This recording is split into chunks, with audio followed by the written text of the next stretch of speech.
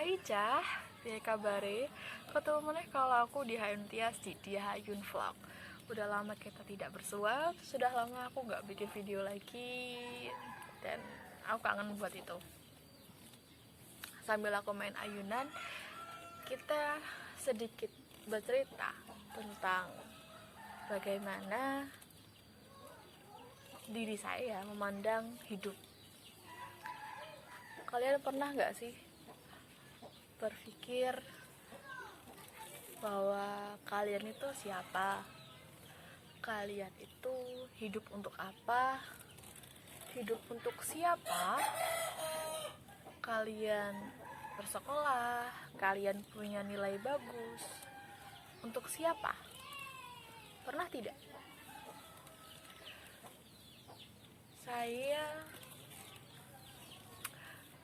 bertahan hidup selama 21 tahun terakhir dengan pertanyaan semacam itu. Banyak hal sederhana yang saya tanyakan, dan terkadang itu membuat orang lain tidak nyaman. Mereka bilang, bukannya sudah jelas ya, kamu hidup ya untuk dirimu sendiri, nilaimu bagus ya untuk dirimu sendiri, udah gitu aja, simple, gak usah diperumit lah, tidak usah dipersulit, tidak usah mempersulit hidupmu sendiri. Tapi iya enggak gitu loh, itu nggak bisa merubah apapun, itu nggak bisa merubah bagaimana saya memandang hidup, bagaimana cara berpikir saya. Sering lah saya dibilang, syukuri sih, bersyukur sih, jangan lihat ke atas mulu, lihat juga ke bawah.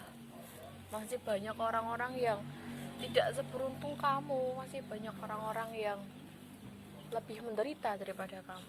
Jangan terlalu melihat ke atas kesempurnaan orang, apa yang dimiliki orang dan apa yang tidak kamu miliki.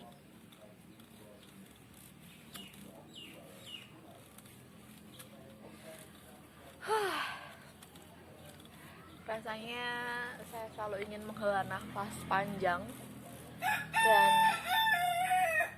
saya ingin mengatakan bahwa ya, memang tidak semua orang tahu dan tidak semua orang mengerti tentang apa yang saya rasakan.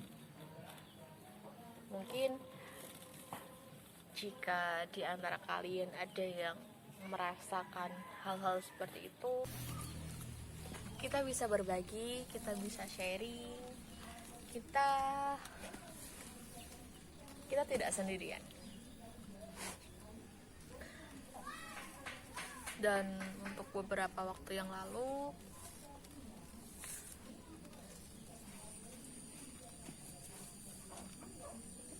saya datang ke psikiater. Saya menyampaikan apa yang saya pikirkan, apa yang saya alami, dan memang saya punya rasa ketakutan yang teramat sangat. Saya takut ditinggal, kemudian saya memandang sesuatu itu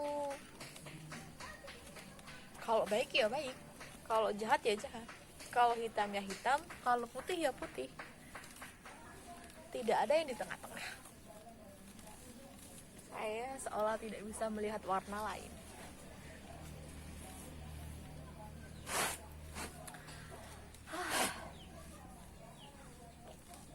Dan saya diberitahu bahwa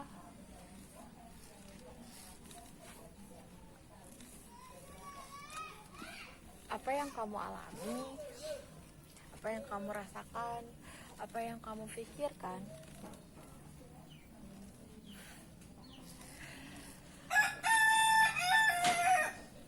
bagaimana ya ngomongnya, dokter bilang itu adalah gangguan kepribadian ambang atau borderline personality disorder. Saya juga bercerita bahwa selama 21 tahun saya hidup, saya pernah 3 kali mempunyai pikiran untuk bunuh diri. Saya berpikir bahwa lebih baik saya mati saja.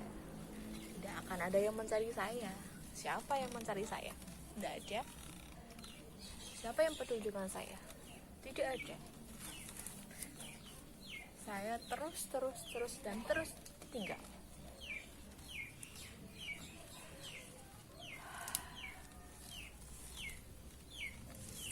Tapi saya disadarkan bahwa kita harus tetap belajar. Kita harus terus belajar untuk menerima, menyadari bahwa apa yang telah kita dapatkan selama ini itu sangat banyak. Kamu bisa mensyukuri jika kamu makan, jika kamu merasakannya. Jika pikiranmu, badanmu benar-benar merasakan bahwa suapan demi suapan makanan kamu punya. Saya belajar untuk mengolah lagi pikiran saya, cara berpikir saya, sudut pandang saya tentang hidup. Saya belajar lagi untuk tidak menyalahkan Tuhan, tidak menyalahkan keadaan, tidak menyalahkan orang tua saya. Dan saya sedang berusaha untuk belajar menerima.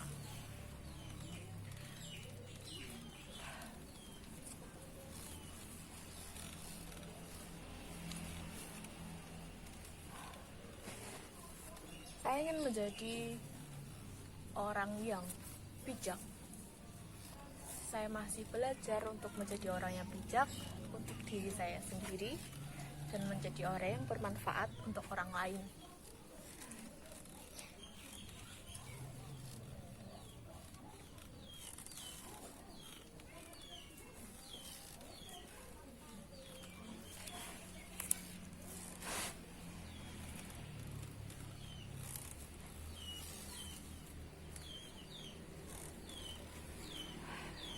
Saya hanya anak kemarin sore yang mungkin hanya tahu sedikit tentang pahitnya hidup, belum seberapa,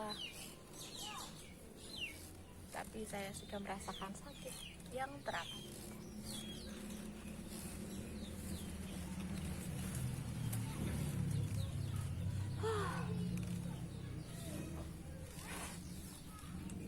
Kita bisa perbaiki semuanya. Kita tidak bisa memperbaiki masa lalu, kita tidak bisa mengulang masa lalu, tapi kita bisa menata masa depan. Kita bisa kok jadi apa yang kita inginkan dengan segenap usaha, doa, dan support dari orang-orang yang sayang dengan kita. Kita tidak harus kok terkurung dalam masa lalu.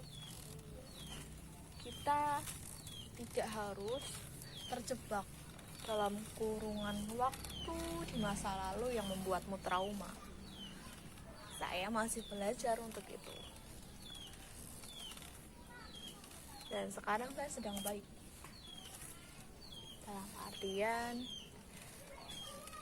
saya sedang baik-baik saja, saya bahagia, saya menikmati hidup saya bersyukur atas hari ini. Dan tidak dalam fase saya merasa depresi. Yang terjadi ketika saya marah adalah saya menyendiri. Saya menghindari orang-orang.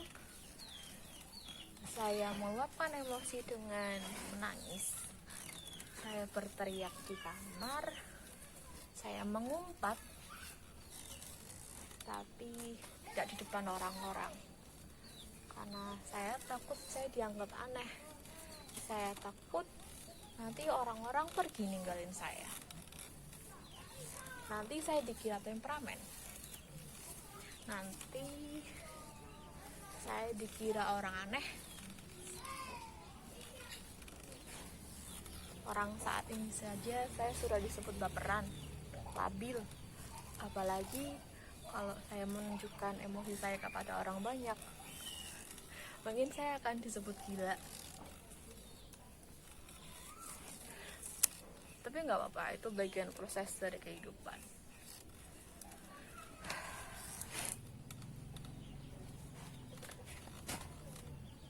Tidak ada tujuan lain saya membuat video ini. Saya cuma ingin berbagi bagi yang mau melihat ataupun bagi yang merasakan hal yang serupa dengan saya. Terima kasih sudah menonton video ini. Dan mungkin besok-besok kita bisa berbagi lagi tentang hal-hal lain atau sisi kehidupan yang lain yang patut dipertanyakan. Dan kita menemukan jawabannya ketika kita berpikir dengan jernih. Sekian dan terima kasih. Dadah.